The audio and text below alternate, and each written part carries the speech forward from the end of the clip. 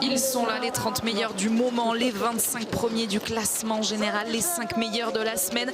Mais cette fois, contrairement aux filles, on ne sait pas qui va remporter le classement général, ni le petit globe de la Mastart.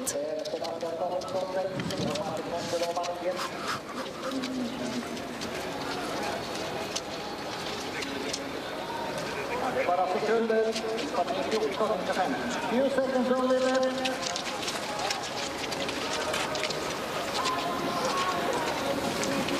Get it!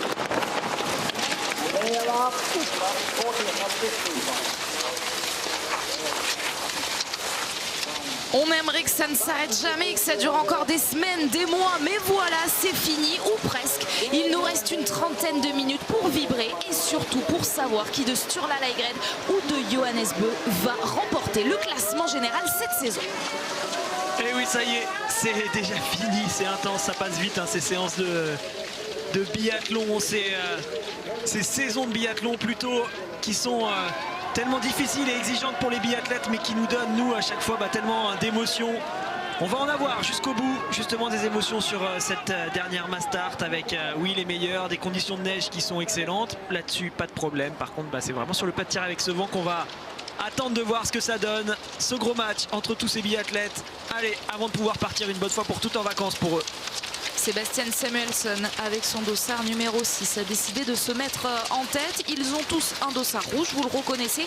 L'un d'entre eux a un dossard un peu plus rosé. Il s'agit de Tarjei Bø. Il est leader du classement de la Mastart. Mais Quentin Fillon-Maillet peut aller le chercher. Ce petit globe de la Mastart, on vous explique tout au long de la course. 3 dossards distinctifs aujourd'hui. Ce rouge, donc, le jaune sur les épaules de Johannes Bø et le bleu de meilleur jaune sur celle de Sturla Liegred. 3 dossards distinctifs pour 3 Norvégiens. Et oui, les Norvégiens qui ont quand même dominé globalement cette saison, pas besoin de le rappeler, mais on aura eu 3 nations très fortes quand même chez les hommes. Les Suédois qui sont actuellement à l'image, les Français bien sûr qui étaient là aussi quand même très régulièrement, et puis les Norvégiens, les Allemands étaient quand même en retrait cette saison. On leur souhaitera d'être un petit peu mieux l'année prochaine. Alors on va quand même parler de ce parcours du jour qui est utilisé par les biathlètes. Course de 15 km, Mastart, fin de saison, forcément beaucoup de fatigue pour certains.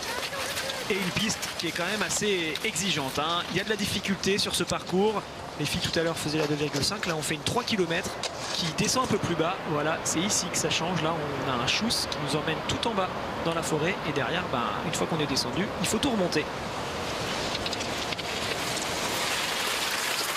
Alors que vous voyez cet affichage du classement de la Mastart qui va progresser tout au long de cette course avec le classement qui est en train de s'afficher. Qu'est-ce qu'il nous fait Samuelsson? Attention, il est en train de partir à fond.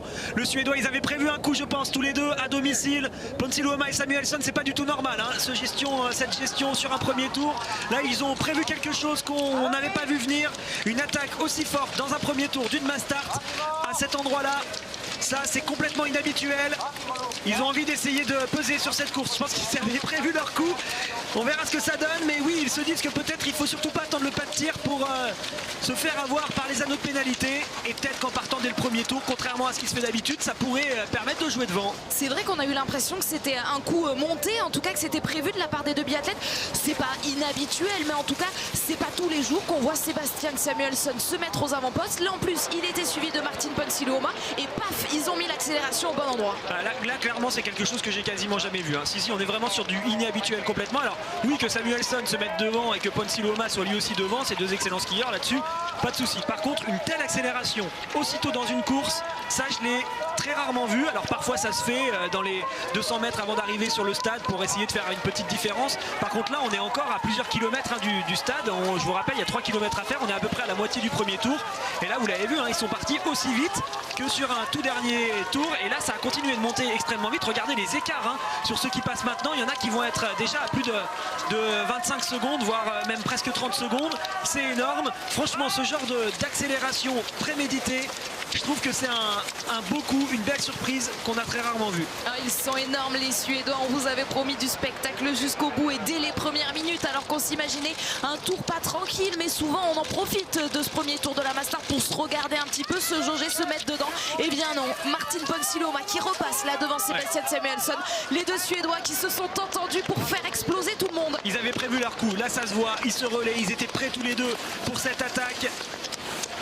Et ça va faire des dégâts, ça va peut-être peser sur cette course. On voit Quentin qui essaye de s'accrocher, Johannes aussi, mais regardez dans ce match, dans ce duel pour le gros globe, Leigrid n'est actuellement plus dans les premiers. Derrière Johannes Bö, on voit Vetle Christiansen, le Norvégien qui n'a pas signé le moindre podium cette saison. Le Norvégien qui tient à sa place évidemment dans cette équipe de Norvège, une équipe qui a été totalement bousculée avec l'arrivée de Sturla Leigrid. Et ça y est, c'est en train de s'allonger, des écarts toujours grandissants et ce duo jeune en tête qui continue. Alors ça va être extrêmement difficile désormais pour les biathlètes de terminer la course. Le dernier tour va être dur. Normalement les forces qu'on met là à ce moment, enfin qu'ils sont en train de mettre, on les garde pour le dernier tour justement pour essayer de finir.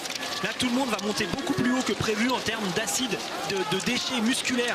Normalement voilà, quand on va vite comme ça, on est obligé de pousser plus fort, on crée plus de déchets dans ses muscles et cette crasse en quelque sorte, j'essaie de simplifier les choses, cette crasse derrière elle s'accumule et au bout d'un moment elle vous bloque les muscles. Donc ça on essaye de le repousser le plus tard possible pour justement pouvoir terminer correctement un effort.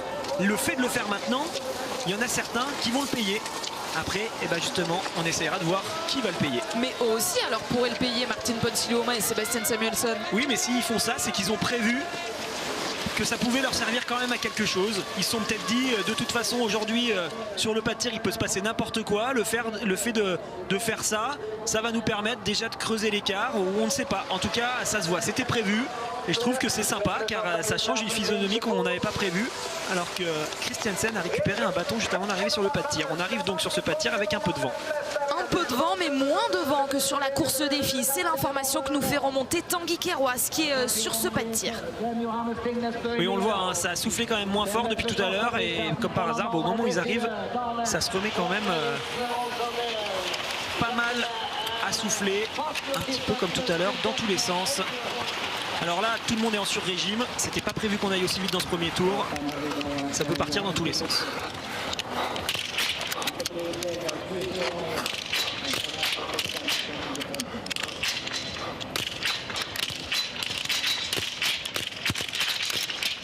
Attention à Christiansen, Christiansen tout là-haut qui est en train de faire un sacré coup le norvégien. Et c'est lui qui va ressortir en tête. Samuelsson va aller sur la note pénalité. Ponsiluoma s'est laissé piéger. 3 erreurs.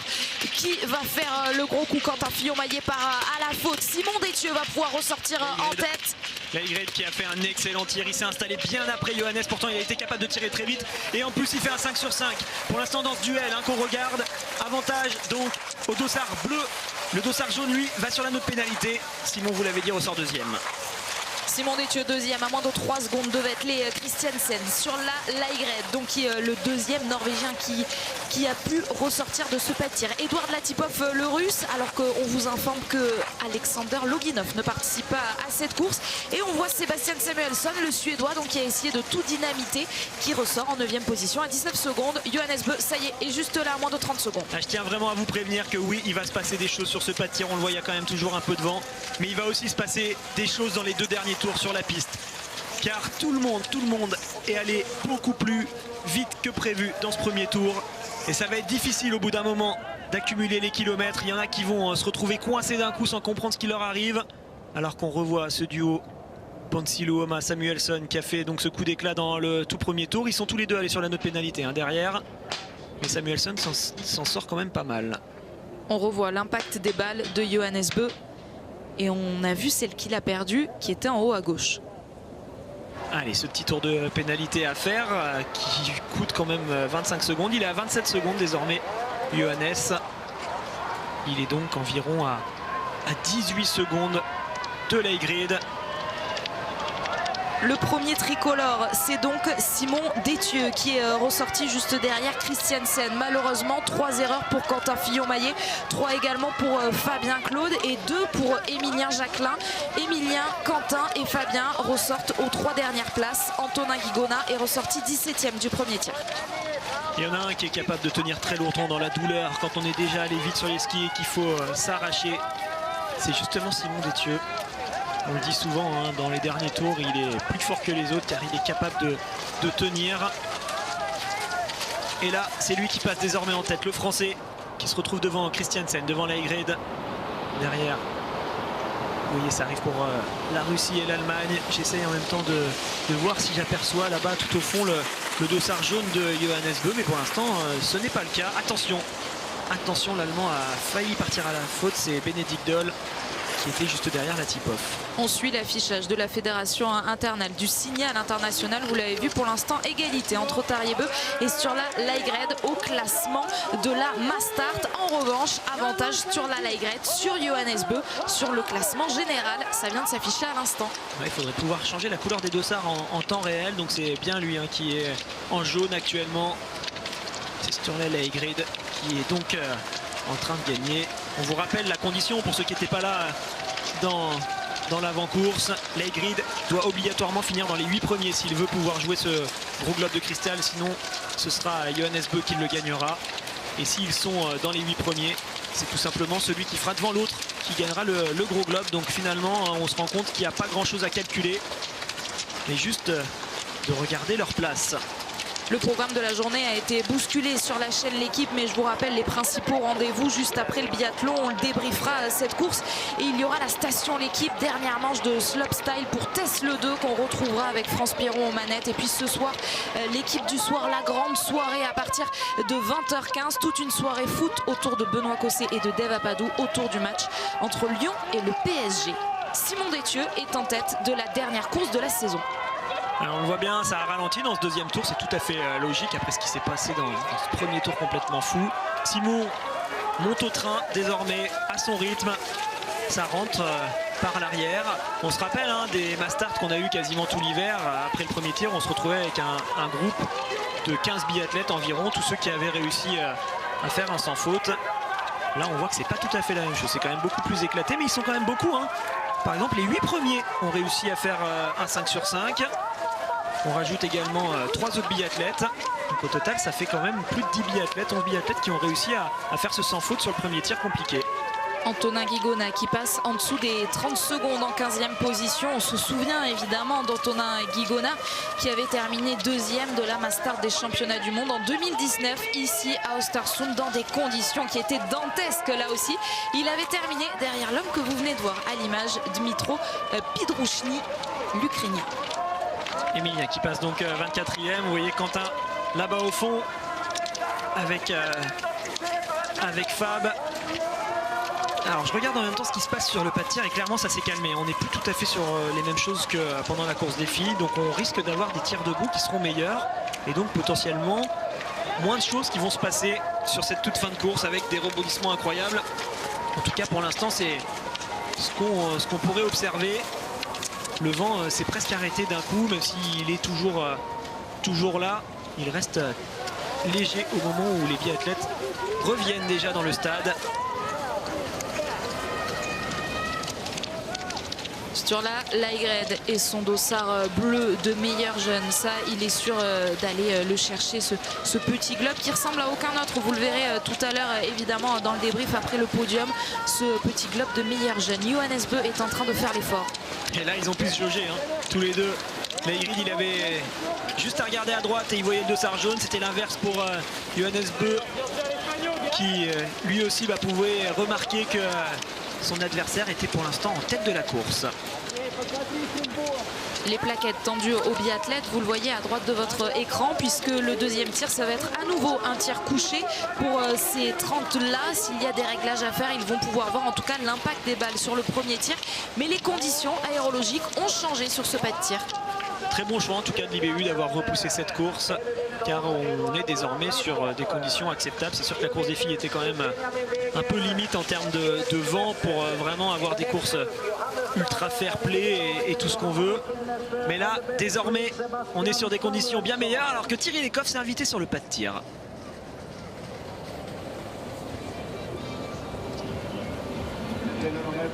Allez, le vent, un petit point quand même sur celui-ci, donc on en parle depuis tout à l'heure. On va vraiment attendre qu'ils mettent les pieds sur le tapis, les genoux sur le tapis pour voir ce que ça donne. Il est là, ça souffle hein. Attention, une rafale est en train d'arriver. Ça y est, ça se calme.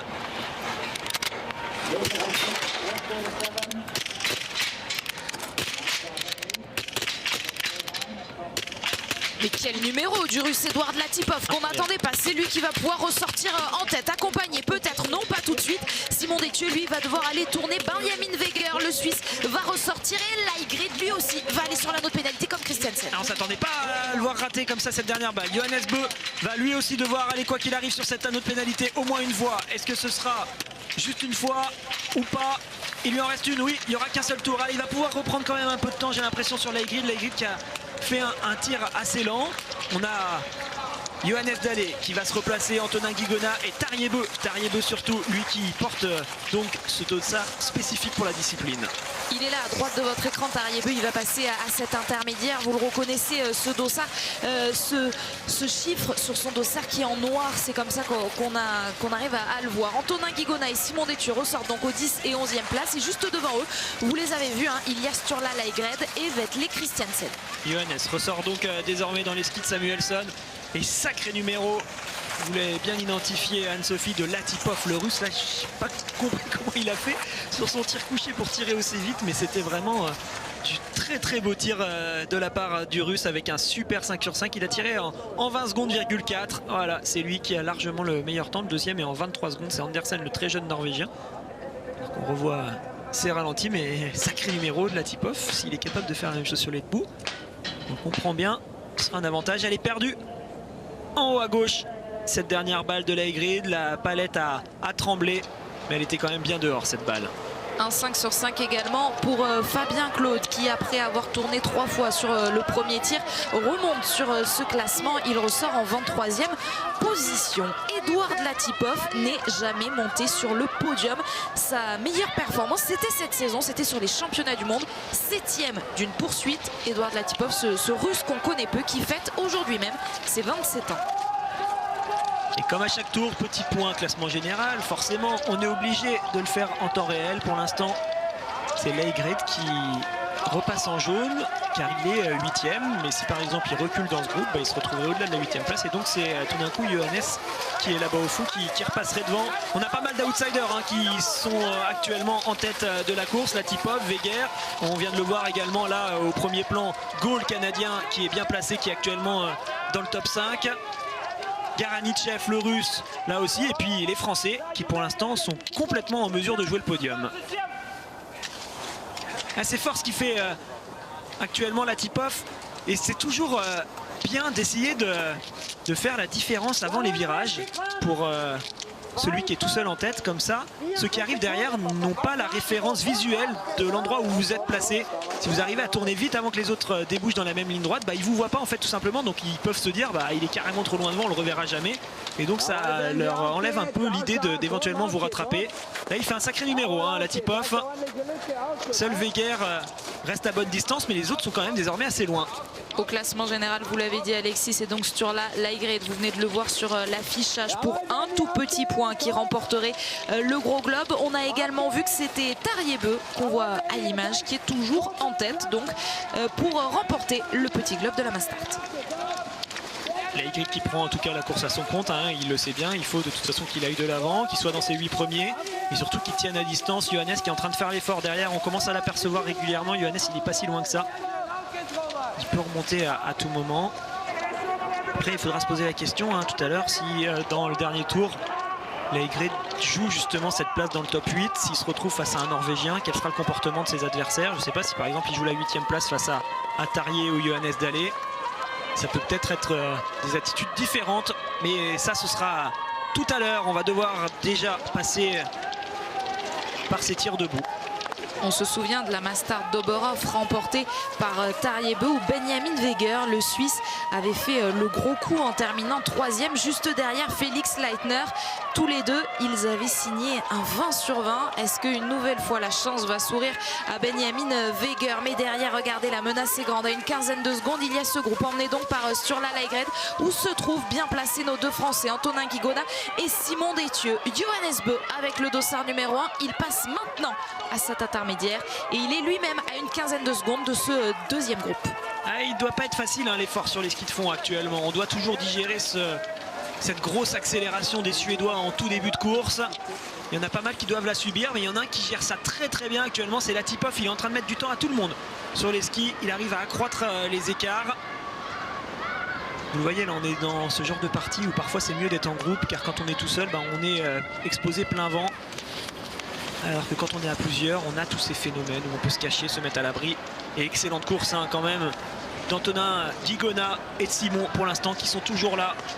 3e actuellement Simon, 6e Antonin. Vous entendez très certainement au bord de la piste des voix plus aiguës que d'habitude. C'est très sympa ce qui est en train de se passer. Les filles qui ont terminé leur saison sont tout au bord de cette piste avec les entraîneurs pour encourager leurs coéquipiers. Et on a vu tout à l'heure notamment Thierry Lecoff en entraîneur de tir de luxe derrière la jumelle. Et ce serait intéressant de savoir derrière quelle cible elle regardait. Si elle choisit plutôt Johannes ou Leigrid comme favori pour cette dernière course. Latipov toujours en train d'accroître son avance. Il avait 10 secondes quand il est sorti du pas de tir d'avance sur le Suisse. Vous venez de le voir, 16 secondes désormais. Il en avait 27 sur le groupe qui arrive désormais, qui était tout à l'heure emmené par Johannes Dalle. Et là pareil, il a plus d'avance. Il est désormais avec une marge de plus de 30 secondes. Alors Johannes, lui, il était ressorti de ce tir un petit peu plus loin. Il était à 46 secondes. Il passe toujours dans le même temps. C'est le seul à faire jeu égal avec Latipov actuellement. Avec bien accroché toujours dans les skis de Johannes Bö, Luca Sofer. Attention à cet Italien qui multiplie les podiums depuis quelques semaines, depuis quelques jours même. Premier du sprint, 3e hier de la poursuite.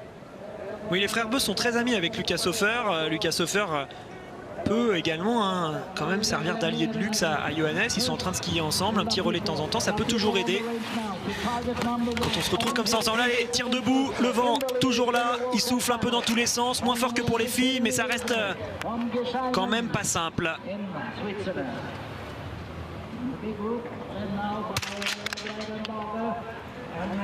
Elle était plein centre, cette première balle, celle-ci était cordon plutôt en haut.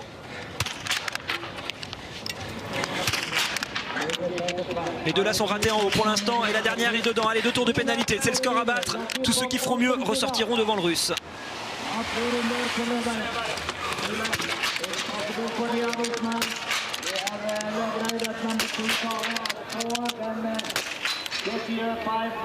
Le vent est en train de se calmer, il va y avoir des 5 sur 5 je pense sur ce tir avec tous ceux qui viennent de s'installer.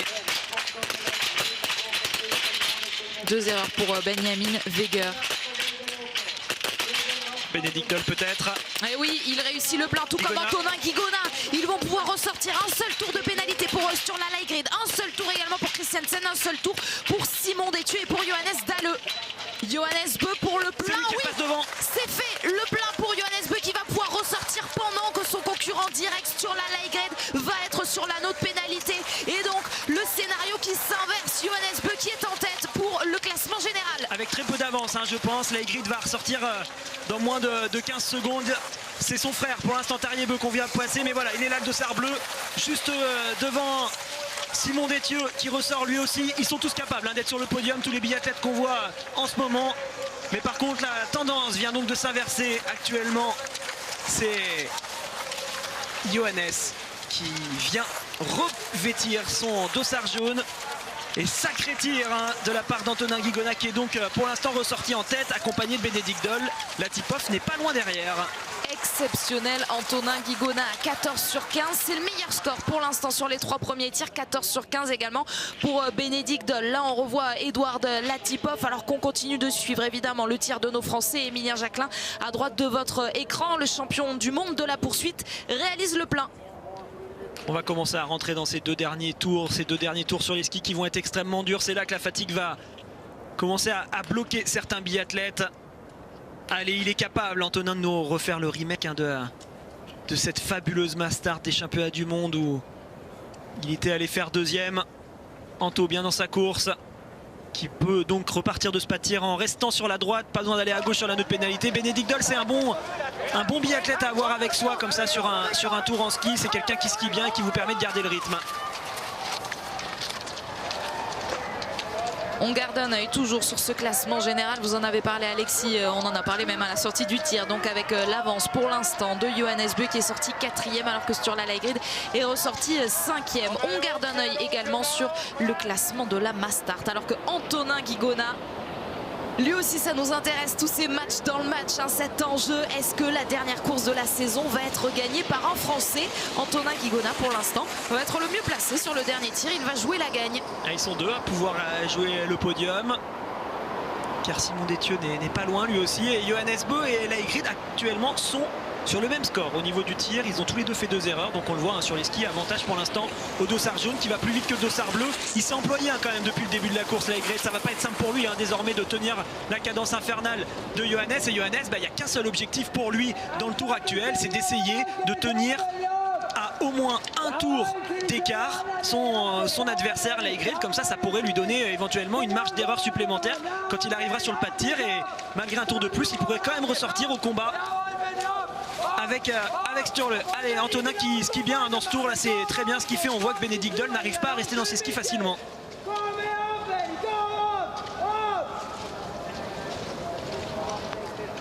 Sacrée course, elle est dure, elle est vraiment dure cette piste. Je vous garantis que pour l'avoir pratiqué de nombreuses fois en compétition, c'est vraiment une piste extrêmement difficile quand on est obligé de descendre dans le trou. Autant la piste de 2 km et la piste de 2,5 km, ça va, elles sont largement supportables. Par contre la piste de 3 km, la piste de 3 km 300 et la piste de 4 km ici sont extrêmement difficiles. Antonin Guigona qui fait le show, qui avait fait le show, on vous l'a dit, sur la Mastart des championnats du monde en 2019 à Östersund. Antonin Guigona qu'on voit faire des étincelles depuis cette dernière partie de saison, mais il n'est toujours pas monté sur le podium. 6e du sprint de Nové Mesto, c'est pour l'instant sa meilleure performance cette saison. Le gros globe de cristal et peut-être même un podium pour Johannes Bö. Pour l'instant il est 3e, il est bien repassé devant Edouard Latipov. Regardez la différence de technique entre Johannes Bö et Latipov. Johannes Bö était à 16 secondes. Il est toujours avec le même écart face à Guigona et face à Antonin et Benedikt Doll. Par contre, Latipov, lui, il était à seulement 13 secondes. Il est en train de craquer. Je vous l'ai dit, dans le tour précédent, le Russe a réussi à skier plus vite que tout le monde. Il a peut-être skié à peine trop vite dans ce 3e tour. Et donc là, dans le 4e tour, il est en train de le payer. On voit au niveau de son haut du corps, il est en train de s'effondrer. Il n'a plus vraiment de gainage. Ça va être dur pour Latipov de terminer.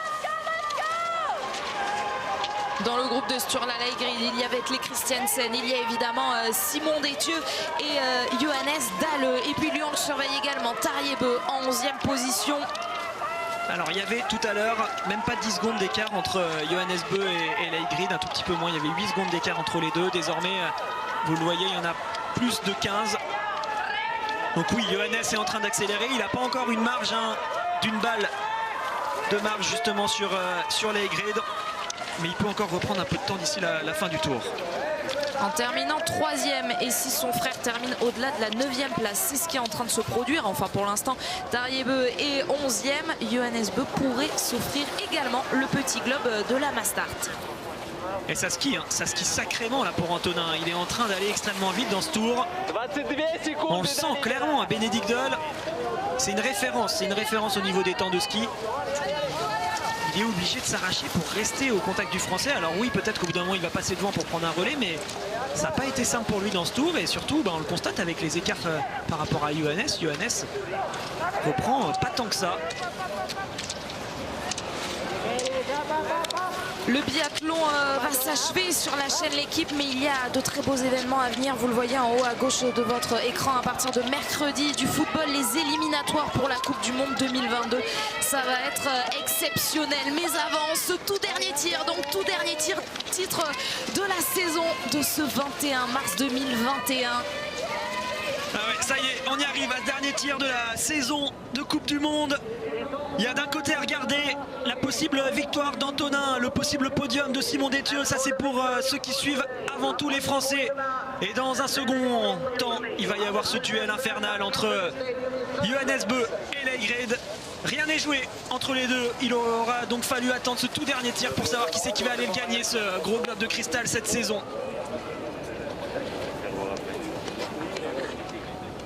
Et plus de vent sur le pas de tir. Alors ça c'est une énorme information. Ça veut dire qu'on pourrait avoir un tir à peu près normal. En tout cas, avant qu'il s'installe, vous le voyez, les fanions ne bougent quasiment plus. On va avoir un beau spectacle.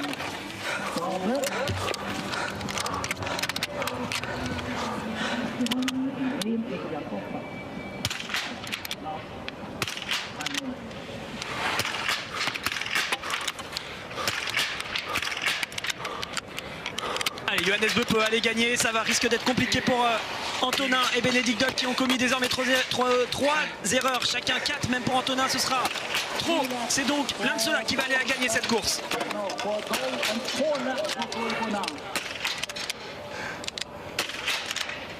Elle est dehors, mais c'est le meilleur. Allez, Johannes Bö pour se dépêcher d'aller faire sa tonneau de pénalité pour ressortir avant sur la light grid, oui, qui lui aussi a fait une erreur sur la light grid, 2 erreurs même. C'est Johannes qui va être sacré, c'est Johannes Bö qui va obtenir le gros globe de cristal et Simon Détieux qui vient de faire le plein. Simon Détieux vient de faire le plein, il va ressortir derrière le russe à l'image là derrière la tip-off. Il peut gagner, je vous l'ai dit dans le tour précédent, la tip-off commence à être dans le dur. Alors le russe a toujours une belle marge d'avance, 6 secondes, ça va être compliqué de rivaliser face à Johannes qui donc, vous l'avez dit Anne-Sophie, sera cette année le vainqueur du gros globe de cristal.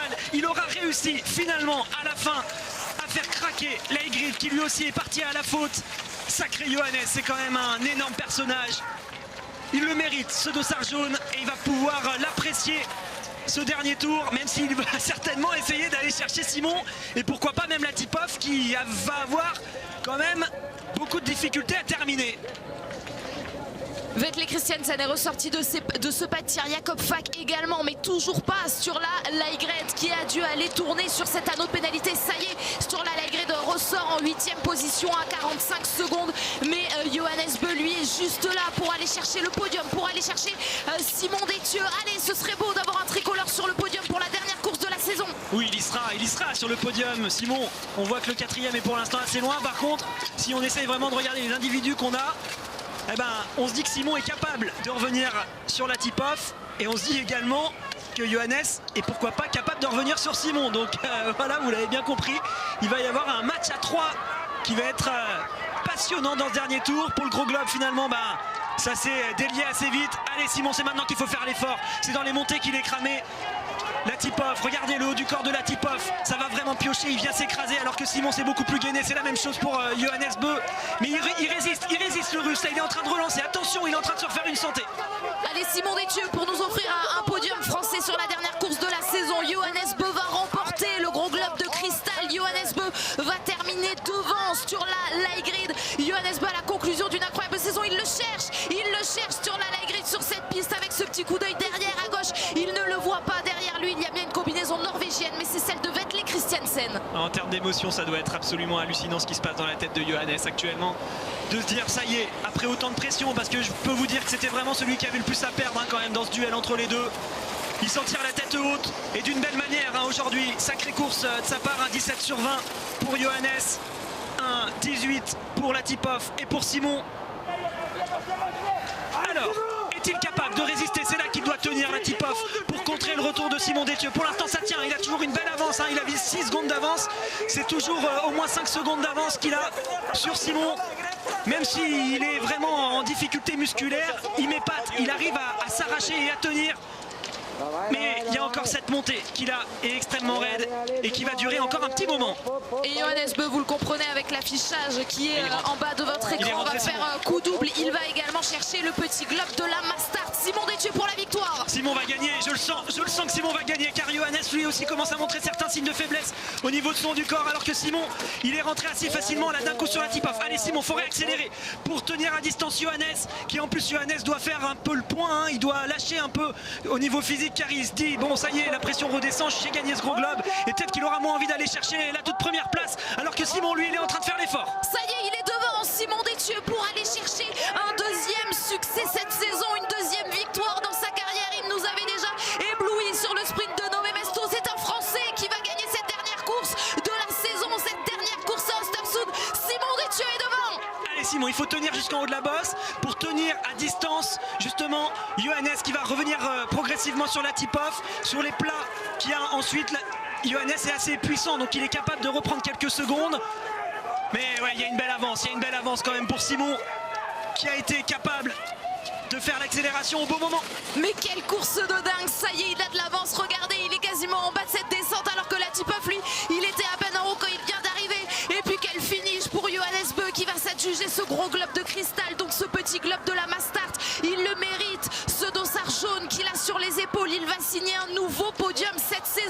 au bout d'une saison extraordinaire. Et Simon, il peut dire merci aux Suédois. Je vous l'ai dit, s'il y en a un qui est capable de tenir jusqu'au bout d'une course alors qu'on est parti trop vite, et ben c'est bien lui, il nous le prouve dans le dernier tour. Allez, Latipov arrive à avoir un sursaut d'orgueil pour tenir à distance Johannes Bö, et donc très certainement il va aller chercher cette deuxième place, car ça sent, hein, Johannes il est plus en mode attaque complète, il a compris qu'il avait gagné ce gros globe et ça a l'air de lui suffire. En tout cas ça se voit physiquement, là il est plus capable d'en remettre. Il va donc rester pour l'instant troisième, et Simon va rester premier de cette course. Quelle fin de saison quand même de la part de Simon, qui mérite lui aussi amplement cette victoire. Ça donne le sourire après la course ratée des filles tout à l'heure pour l'équipe de France. On va finir en beauté avec une victoire française. Bravo et merci Simon.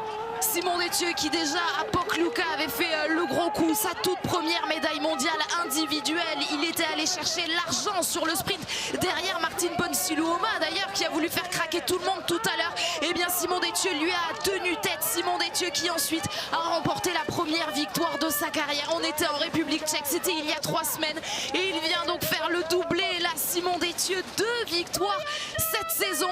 Et puis derrière, que dire de cet homme, de cet Edouard Latipov, le jour de ses 27 ans, qui va signer le premier podium de sa carrière devant Johannes Bö, le grand gagnant de la saison.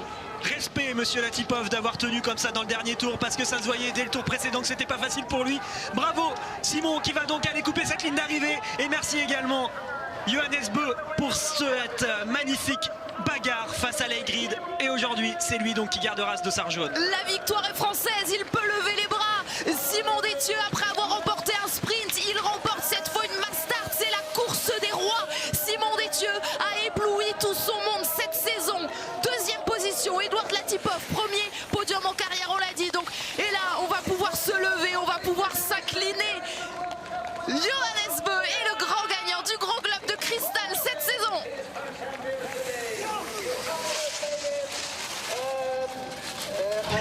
Il est libéré.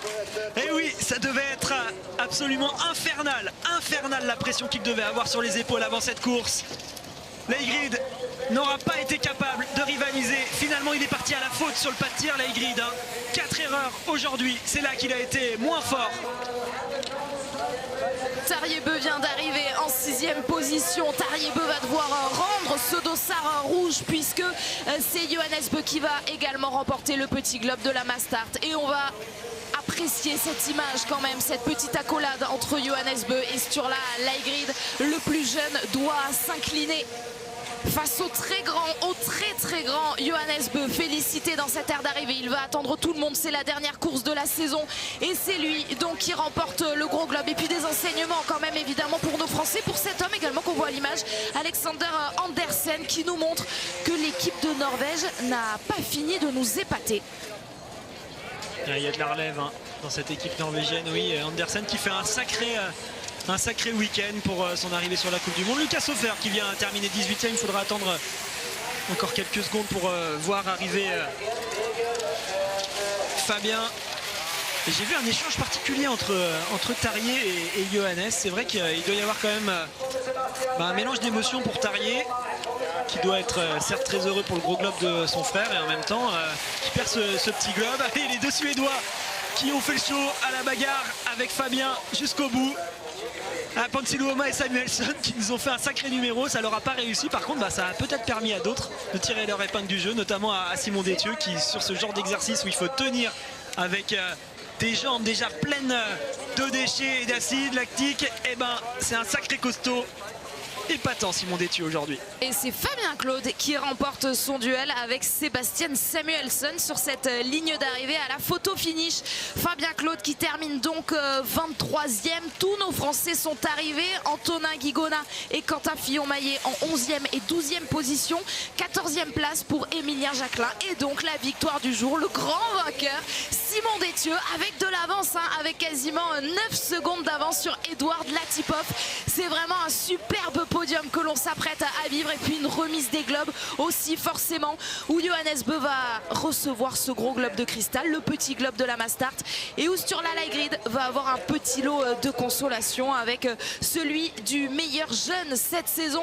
Mais quand même, quel spectacle ils nous ont offert jusqu'au bout de ces 70 courses que l'on a commentées cette saison, jusqu'au bout de ce 21 mars 2021. Et regardez, c'est en train de s'afficher Tarjei Bø qui serait devant Johannes Bø. Alors là, je sais pas ce qu'on nous montre. Ouais, mais je l'ai vu tout à l'heure, hein. Effectivement ça avait l'air d'être pas simple l'échange. On recalera peut-être d'ailleurs cette image dans l'air d'arrivée entre cet échange entre Johannes et Tarjei. Et Tarjei a pas l'air content de quelque chose.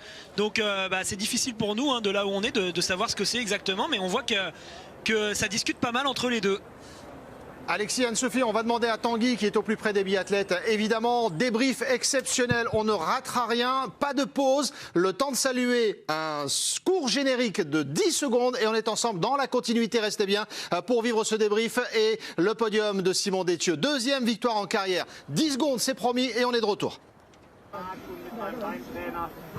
Ouais, Emilien, c'était une course très particulière avec ce premier tour étonnant des Suédois. Est-ce que ça vous met dans le rouge d'ailleurs pour le premier tir couché? Non, je ne pense pas que les erreurs viennent du fait que ce soit parti vite. Finalement, c'était dur de se mettre dans le premier wagon en étant 10-12e lorsqu'ils ont décidé d'attaquer. Donc ça allait déjà bien assez vite avec Lægreid, avec Simon. Et non, écoutez, sur les deux tirs couchés, j'ai du mal à... 4 fautes sur les deux tirs couchés. Voilà, c'est ça, enfin, 2 et 2.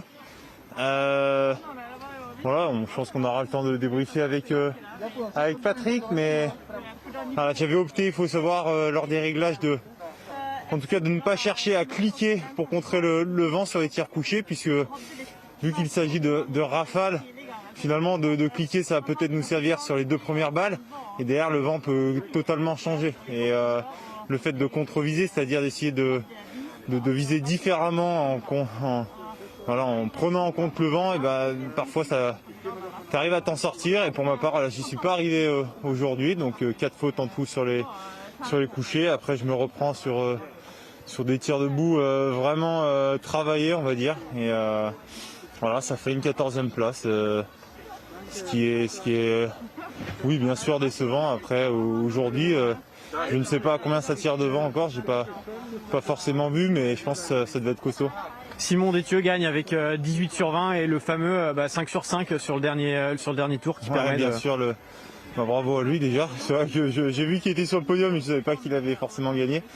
Le 5 sur 5 sur un dernier tir, c'est toujours très important, bien plus important que celui sur le premier debout.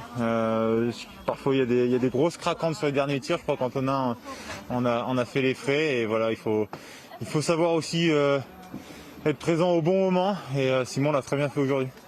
Et Johannes Bø qui remporte le globe.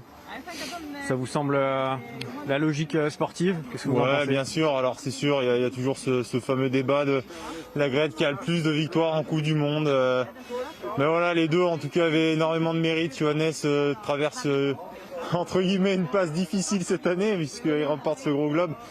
Mais voilà, des champions d'exception comme lui sont toujours capables de puiser dans leurs ressources pour performer. Et aujourd'hui, voilà, il ne gagne pas, mais en tout cas, il sécurise ce gros globe. Donc bravo à lui. Moi, je suis content pour lui parce que c'est vraiment un très bon gars, et voilà, il le mérite entièrement, même s'il a moins gagné. En tout cas, un classement général, c'est pas au nombre de victoires. Finalement, c'est ce qui compte, c'est d'être en tête à la fin.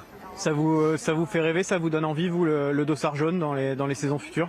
Bien sûr, voilà, je suis en train de faire le deuil de l'ancien Emilien qui était un peu chien fou sur les tirs. J'essaye de poser bien plus mes tirs, et c'est dans l'optique, bien sûr, dans un futur, j'espère pas trop loin, de viser le classement général, sans parler de le gagner, en tout cas vraiment de jouer à fond le classement général. Et bien sûr, lorsqu'on joue en plus ce classement, finalement oui, il faut élever notre niveau, et ça nous permet de jouer aussi des gagnes tout au long de la saison. Mais j'ai envie d'évoluer, c'est ce que j'essaie de mettre en place finalement depuis l'après-mondiaux, où voilà, c'est toujours encore une douleur qui est présente, mais après la Mastart, j'ai compris qu'il fallait que j'évolue. Et voilà, entre guillemets, je suis très content de mes 2 titres mondiaux l'an dernier et cette année, mais j'ai envie de passer à autre chose et j'ai plus envie d'être celui qui perce voilà, sur des courses d'un jour, même si l'an prochain il y a les Jeux. En tout cas, j'aspire à évoluer sur en toutes tant les que courses des biathlète. Jeux.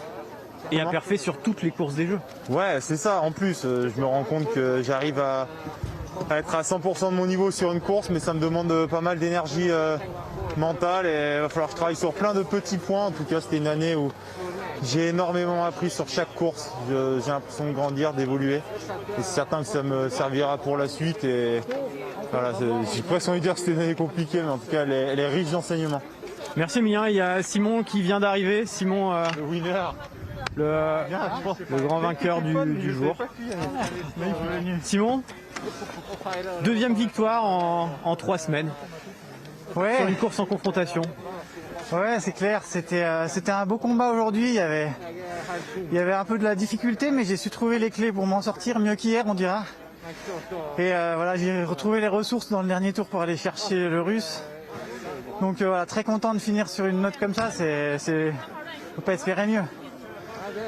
Racontez-nous cette course, vous arrivez sur les tirs debout, votre sort il dépend finalement de ce qui se passe devant, notamment d'Antonin Guigona et de Bénédicte Doll qui ont fait beaucoup de tours. Ouais, c'est clair, quand j'arrive sur le pas de tir, j'entends que ça loupe devant et de toute façon on le savait d'entrée de jeu qu'il y aurait de l'opportunité. Voilà, je suis resté focus sur mon tir, sur mon truc et puis du coup j'ai vraiment fait le boulot jusqu'au bout, bien battu parce que c'était vraiment pas facile aujourd'hui. Et puis ce dernier tour où il fallait aller chercher le russe, il y a un moment au début où je me suis dit que ça allait être une belle bagarre parce qu'avec Johannes qui était juste derrière, finalement j'ai senti Johannes pas au mieux de sa forme, ou en tout cas qui s'est pas battu. J'ai l'impression, son but à lui c'était d'aller chercher le globe, je pense, et du coup je regardais un peu derrière quand même, un peu devant, et voilà, jusqu'au bout pour aller chercher une belle victoire. Et en plus avoir le temps de savourer sur la dernière ligne droite, c'est des purs moments de bonheur. Merci, c'est l'heure d'aller au podium. Merci. Et on va en profiter en direct, bien sûr, de ce podium. La course a été décalée. On a beaucoup de chance, finalement. Ce ciel absolument somptueux d'Östersund. Vous avez vu Tarjei qui a retrouvé le sourire parce qu'il a compris qu'il avait remporté le petit globe de la Mastart. On va vivre la cérémonie et la remise de ce petit globe, le gros globe pour Johannes Bö également. On ne ratera rien des toutes dernières images de cette saison. Antonin Guigona, qu'est-ce qu'on est triste, Tanguy, pour Antonin. C'était si bien parti pour lui. Oui, Antonin, si Simon gagne, c'est aussi parce que malheureusement votre dernier tir s'est mal passé. Racontez-nous l'approche de ce tir et tout ce qui doit se passer dans la tête d'un biathlète quand on arrive pour la gagne. Ouais, pour ce dernier tir dans la tête, j'ai pensé que c'était la première fois, je pense, que j'arrive en tête comme ça sur un dernier tir d'une course individuelle. Donc c'était un pur plaisir. Après, comme depuis le single mix, donc dimanche dernier à Lomemesto, j'ai vraiment musculairement un souci de cuisse et de fessiers qui tétanise. Et depuis dimanche dernier, à part le premier debout d'aujourd'hui, j'ai fait que des tirs à plus de 2 fautes et 5 fautes hier sur le dernier tir de la poursuite. Donc j'ai vraiment un problème musculairement. Là, je pense que c'est juste de l'accumulation de fatigue. Peut-être une carence en fer, j'en sais rien, je ferai une prise de sang en rentrant à la maison. Mais par contre, il n'y avait pas trop de vent. Je pense qu'il y avait beaucoup moins de vent qu'au championnat du monde de char à voile en Argentine en 2009, où on peut se souvenir de la belle 7e place du jeune français Tanguy Carroisse. Merci Antonin pour le match. C'était en 2008, je crois. 2008. Je n'ai pas bien révisé. Si on parle de biathlon, qu'est-ce que vous retenez de cette saison? Ce que je retiens de cette saison, c'est que je suis allé chercher des très beaux tirs en début de saison. Je suis allé chercher du très bon ski sur la fin de saison. Donc ça me rappelle que je suis capable d'aller chercher du biathlon de très haut niveau. Il faut allier les deux et j'ai vraiment envie de repartir avec ce groupe-là. On a vraiment un super groupe, que ce soit sportivement ou humainement, on s'éclate et j'ai vraiment hâte de repartir pour la saison prochaine. Vous finissez, je crois, à moins de 10 secondes en temps de ski aujourd'hui du meilleur temps de ski sur la dernière course, malgré les jambes qui ont du mal sur le pas de tir. Ouais, aujourd'hui, on est retourné sur une neige plus dure, un peu glacée, qui me correspond carrément mieux. C'est ce qu'on avait à Lomemesto où j'ai fait des gros temps de ski. Et cette semaine, sur le sprint poursuite, on avait une neige plus molle, plus farineuse, moins glissante. où j'ai vraiment de la difficulté à m'exprimer.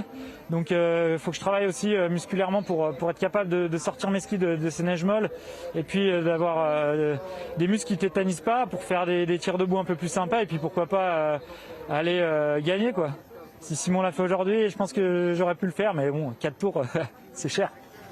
Merci Antonin. Merci à vous. Un phénomène, Antonin Guigona. Quel plaisir de l'entendre et de partager cette saison de Coupe du Monde avec lui. La cérémonie qui va démarrer avec Simon Détieux qui s'impose donc pour la dernière course de la saison. On va vivre ça en direct bien sûr et très rapidement écoutez Fabien Claude qui est avec Tanguy également. Ouais, Fabien, un mot très rapidement avant la cérémonie des fleurs. Aujourd'hui, il y a encore beaucoup trop de fautes. J'ai envie de revenir sur vos podiums de cette saison. C'est ça qu'il faut retenir, pas la course d'aujourd'hui. Oui, juste pour un mot sur aujourd'hui, j'ai pas assez contre-visé au premier tir, je m'en suis rendu compte trop tard. Et j'ai voulu régler avec un semblant de vent nul pour avoir à moi de faire les corrections. J'ai pas voulu cliquer justement, de faire de la contre-visée, on appelle ça. Et voilà, c'est pas passé, tant pis. Et sinon, bien sûr, la saison, elle a été très riche, surtout en début de saison, jusque fin janvier. Et j'étais, on va dire, sur une pente un peu descendante et j'ai tenté une préparation en altitude pour les mondiaux. Ça n'a pas du tout marché et au contraire, ça m'a clairement séché. Et je pense que voilà, j'étais à un moment de ma carrière où j'avais besoin peut-être de tenter des choses et en tout cas je ne recommencerai pas l'an prochain quoi. Merci Fabien. Merci à Fabien Claude. On accompagne évidemment le roi du biathlon, Johannes Bö. Saison absolument prodigieuse parce que la concurrence, elle était incroyable avec Sturla Laigued. Il conserve le gros globe. Et cette fois, on est heureux quand même de le voir avec le sourire, lui qui traînait des pieds hier sur le podium de la poursuite avec cette deuxième position. 14e podium cette saison pour Johannes Bö, qui n'a pas fini d'être félicité tout au long de cette soirée. On a senti un soulagement énorme, Julien, sur cette course pour Johannes Bö. Oui, c'est sûr que comme le disait Anne-Sophie, on l'a vu tellement triste et dépité hier que là, retrouver le sourire. Et moi, j'adore l'image quand il passe la ligne d'arrivée avec le doigt en l'air et une explosion de joie. C'est joli de voir ça. Voilà. On l'attend au micro de Tanguy juste après cette cérémonie. Mais voici le vainqueur du jour. Deuxième victoire en carrière pour monsieur Simon Détieux qui va apparaître dans quelques instants. Il a attendu tellement longtemps avant les honneurs, avant la lumière. C'est une carrière atypique finalement pour Simon Détieux parce qu'il était très régulier mais il ne gagnait pas. Eh bien, c'est fait cette saison. Deuxième victoire pour Simon Détieux.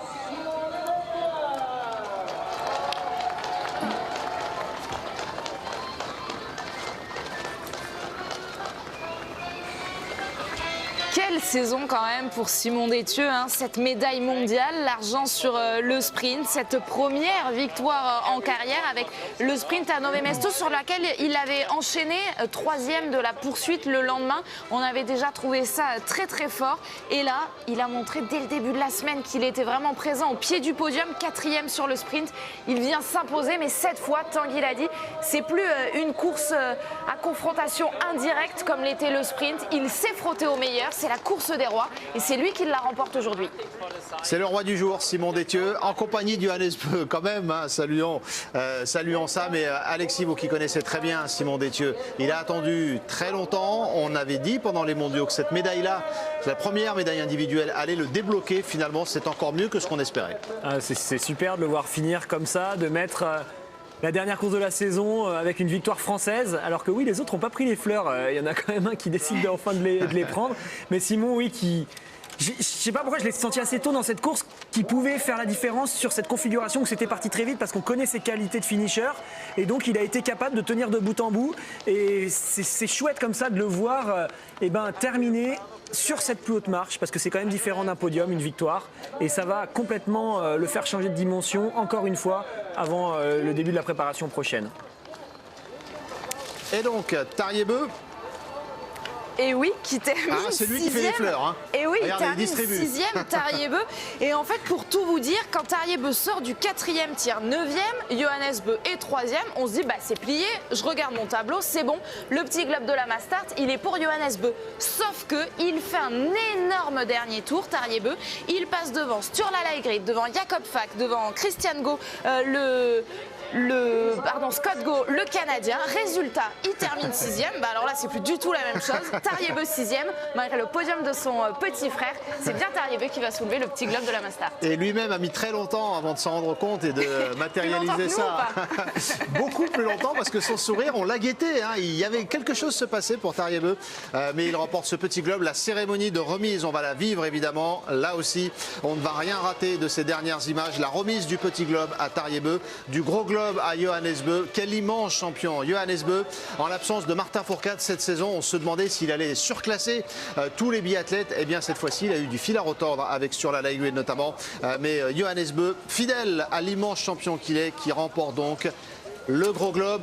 Également, on va marquer une très courte pause. Restez bien avec nous et on vit donc la cérémonie de remise des globes pour cette fin de saison absolument dingue du biathlon. A tout de suite, la station L'équipe ouvrira dans la foulée 18h45 avant la soirée spéciale Lyon PSG. A tout de suite.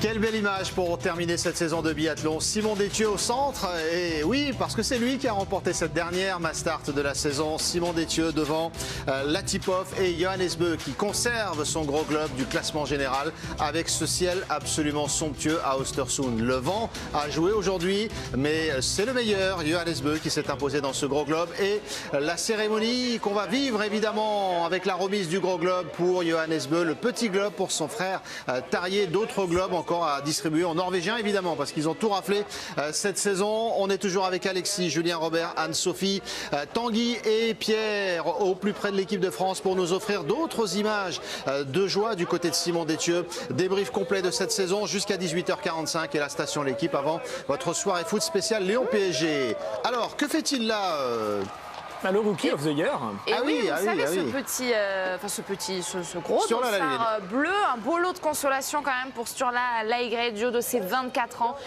qui quand même a fait une première saison absolument remarquable. Il perd le gros globe de 13 points sur Johannes Beu, mais 10 podiums cette saison, les 10 podiums de sa carrière. C'est depuis novembre qu'il perf sur ce circuit de la Coupe du Monde.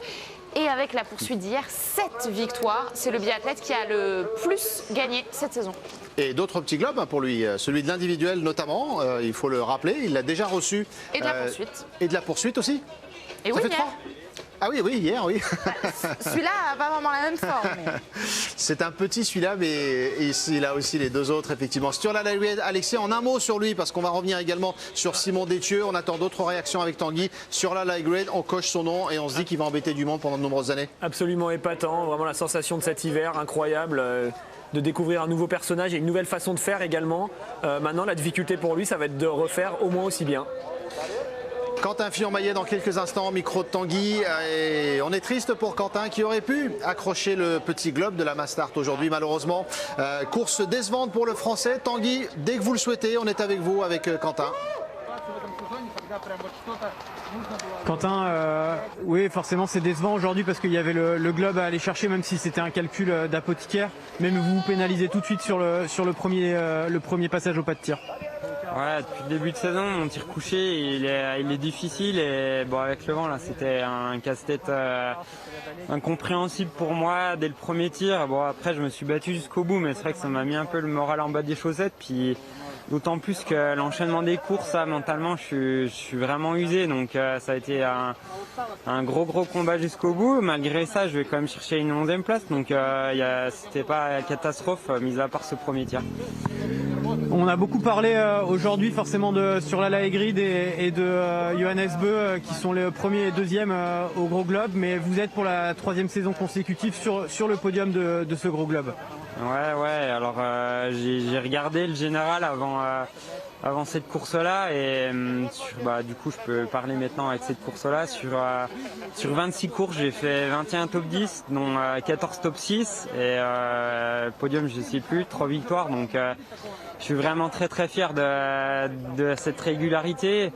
C'est dur parce que ça n'a pas été récompensé comme je le souhaite. Il n'y a pas de podium pour le général, alors que pour moi c'est vachement plus représentatif que seulement une course sur un podium. Donc je suis pareil sur les mondiaux, je ressors seulement avec une médaille de bronze. Je suis assez dur avec moi, mais ça a été dur de faire des courses exceptionnelles, 3e saison en étant 3e mondial. Et pour moi c'est une vraie fierté, mais c'est pas récompensé comme on le souhaite. J'aimerais bien qu'il y ait un globe de cristal pour le 3e de général parce que sportivement, c'est pour moi la plus belle chose que j'ai fait de ma carrière et 3 fois d'affilée, c'est encore plus fort pour moi. Donc ouais, je suis assez ému. Ça a été vraiment une belle saison. C'est un gros combat avec beaucoup d'adversité, des gros athlètes, des beaux moments, beaucoup de tristesse. Donc j'en suis ému, mais ouais, ça a été une belle saison et voilà, bravo à Simon, bravo à toute l'équipe qui m'a aidé jusqu'à maintenant, qui m'a boosté, qui m'a donné de super ski, des fois moins bien, des fois super, la plupart du temps super, mes coachs qui m'ont aidé jusqu'à là et toutes les personnes qui m'entourent qui m'ont boosté, qui sont pas forcément là aujourd'hui. Donc ouais, c'est un peu de tristesse et beaucoup de joie quand même qui se mélangent dans ma tête. Puis toutes les frustrations, toutes les difficultés traversées cette saison au milieu de plein de belles choses vont permettre aussi de construire l'été et de revenir encore plus fort dans une année qui sera décisive. Ouais, j'ai débriefé il y a 2 jours avec les coachs pour voir un peu, parler un peu de la saison, qu'est-ce qu'on fait avancer, qu'est-ce qu'on fait évoluer, qu'est-ce qui m'a manqué, tout ça. Et le bilan, elle vient. Voilà, j'arrive à un niveau de ski qui est super. Des statistiques de tir qui sont bonnes, mais voilà, il me manque ce petit facteur qui me permet d'aller plus régulièrement sur cette première place, plus régulièrement sur le podium, de jouer plus régulièrement devant tout court. Donc voilà, ça va être le travail de la saison prochaine qui va continuer durant toute la saison parce que les choses elles se passent mais elle se base maintenant sur les courses. J'ai beaucoup d'expérience, beaucoup d'entraînement, donc voilà, il faut que j'arrive à trouver maintenant ce facteur qui me permettra d'espérer des belles choses sur les Jeux Olympiques, puis même sur le général. Merci Quentin pour les émotions procurées sur la piste et parfois en zone mixte. Merci beaucoup. Merci à vous pour la transmission et à la saison prochaine. Avec grand plaisir pour retrouver un Quentin Fillon-Maillet qui jouera, on l'espère, le classement général. Vous voyez, la nuit est en train de tomber sur Ostertund, cette vue magnifique. On va débriefer la saison de Quentin Fillon-Maillet. Beaucoup d'émotions chez lui, évidemment, mais la priorité au direct. Simon Détieux qu'on retrouve, le vainqueur du jour avec Tanguy pour une nouvelle réaction. Oui, Simon, tout à l'heure à chaud, vous étiez encore dans l'analyse technique de la course. C'est quand même une 2e victoire en Coupe du Monde. Hein. Ouais, c'est clair. Puis une belle victoire en fait. Je dirais pas qu'il y a des meilleurs que d'autres, mais en tout cas quand on sait qu'on peut la jouer et qu'on va la chercher, au concret, comme ça sur une Mastart, c'est différent en fait, parce que ouais, quand on gagne un sprint, c'est bien, mais quand on a le temps de lever les bras à l'arrivée et de savoir qu'on est devant et tout ça, c'est intense comme moment, c'est beau. Enfin, je sais pas, j'ai toujours rêvé en fait de pouvoir savourer une dernière ligne droite comme ça et voilà, c'est juste beau. Ouais. Ouais, il y a le geste, il y a le cri de délivrance, il y a tout ça et c'est ça c'est le rêve de gosse quoi. Ouais, c'est clair.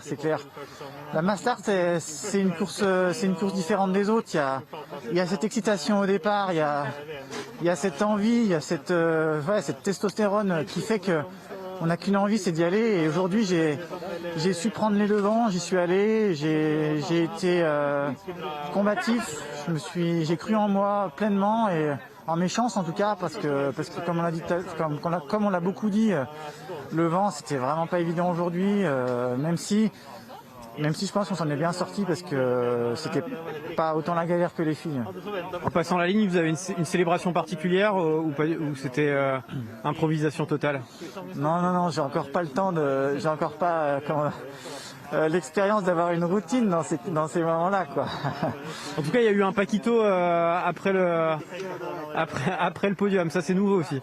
Ouais, ça c'est nouveau, mais ça fait quelques temps que ça trame un peu dans l'équipe, mais c'est une belle célébration tout ensemble. C'est des beaux moments de partage, de plaisir, parce qu'il y avait toutes les filles, il y a toute l'équipe et tout le monde a le sourire, tout le monde est content aussi d'avoir terminé une saison aussi, parce que dans une saison il y a beaucoup d'attentes, beaucoup d'excitation, des déceptions, des bonheurs, des plaisirs, il y a de tout et beaucoup de sacrifices. Et un peu de sacrifice, mais quand on en est là, tout le monde a le sourire parce qu'on est forcément content d'une partie de ce qu'on a fait. Où voilà, il y a toujours du bon et on retient ça. Merci Simon. La fin de cette saison, on retrouve la station L'équipe à 18h45, puis la soirée foot spécial Lyon-PSG. Mais Alexis, on est sur ces images. Tout à l'heure, on entendait Quentin Fillon-Maillet pendant ces images. C'était symbolique d'ailleurs. Quentin qui jouait le général face à Johannes Beu. Mais parlons de Johannes. J'ai vraiment aimé le dernier tour de cette Mass Start aujourd'hui avec, pour moi, un petit peu tout ce que j'aime dans le biathlon. C'est-à-dire déjà un Français qui va gagner, ça c'est bien sûr quelque chose qui nous donne le sourire, mais surtout un biathlète comme Simon qui a mis des années à vraiment percé alors qu'il était très régulier, qui va gagner la dernière course de la saison, je trouve ça symbolique.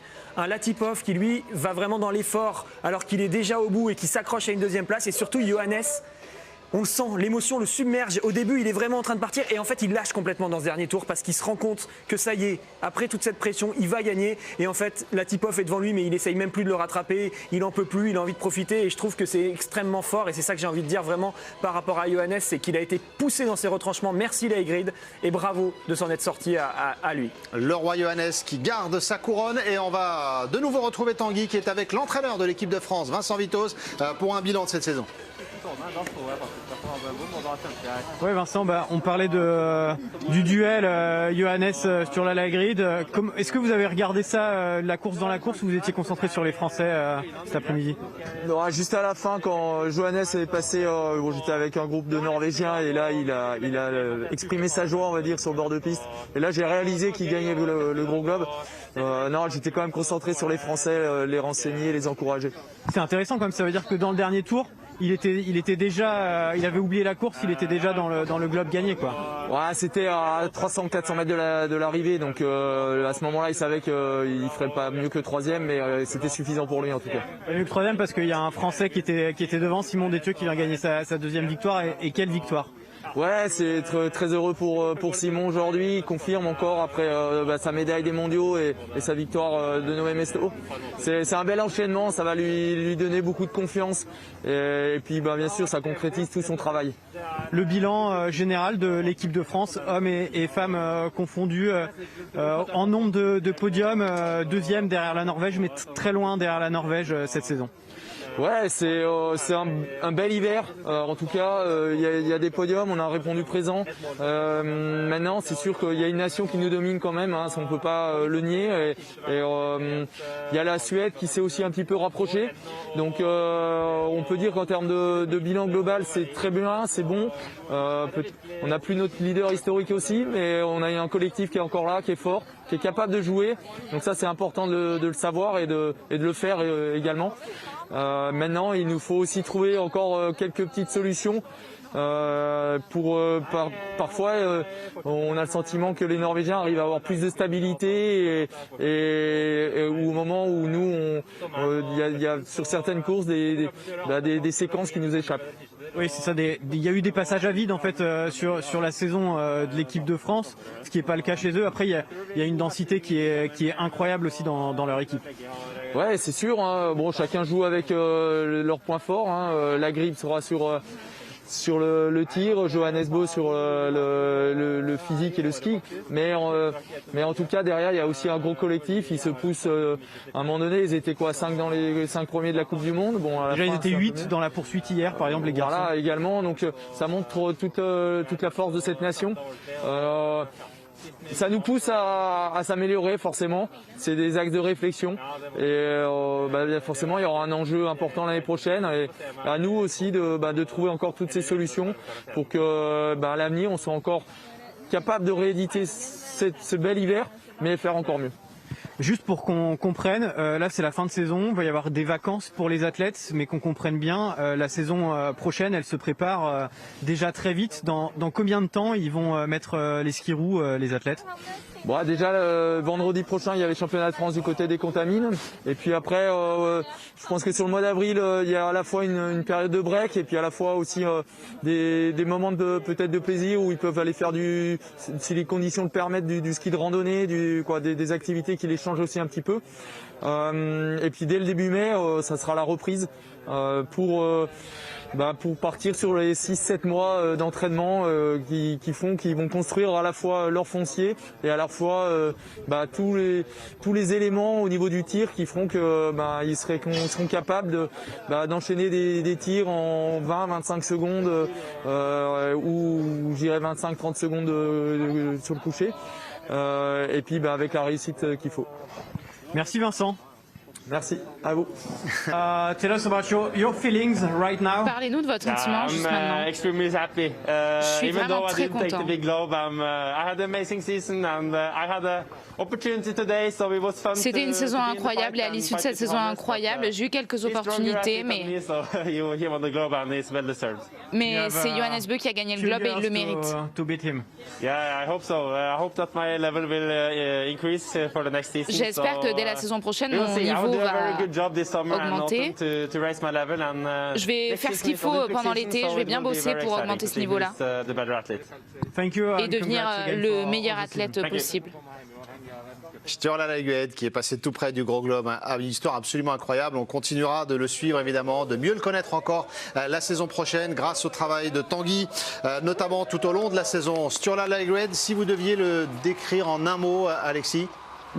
Épatant, époustouflant, c'est vraiment ces mots-là qui me viennent à l'esprit. Il nous a bluffé quasiment toute la saison finalement. Le seul moment où il a montré un peu de faiblesse, c'est aujourd'hui, en ratant plus de balles que ce qu'on aurait pu penser qu'il ferait. Ça montre que quand il y a vraiment de l'enjeu, là aussi c'est pas toujours facile de bien tirer, même quand on est un excellent tireur. C'est aussi ça qu'on essaye d'expliquer en permanence. Mais finalement, bien sûr, il n'a pas le globe et un globe de gagné, c'est toujours un globe de prix. Mais peut-être que dans sa construction future, c'est peut-être même un mal pour un bien de ne pas être leader aujourd'hui parce que derrière, il sera dans un concours différent face à Johannes. Et Johannes, justement, en direct, on en profite avec Tanguy. You are obviously happy. It's heavy, but it's better in your arms than in the arm of another guy. Vous semblez vraiment content, il est mieux ici que dans les mains de Sturla. You know, winning the World Cup overall, I think it's the biggest thing you can win in the Vous savez, je pense que c'est la plus belle des récompenses en biathlon de gagner le Gros Globe de cristal. over a season, and this season has been extraordinary with the fight with Sturla. He is now a new star, a new biathlon star. He came from nothing to the top at once. C'était un combat extraordinaire avec Sturla qui est parti de rien et qui est arrivé tout en haut du biathlon. C'était loin d'être facile, mais j'ai voulu rester calme, rester concentré. I think we both have had tough times to try and beat the other for many months now. Thank you, Johannes. Congrats. Thank you.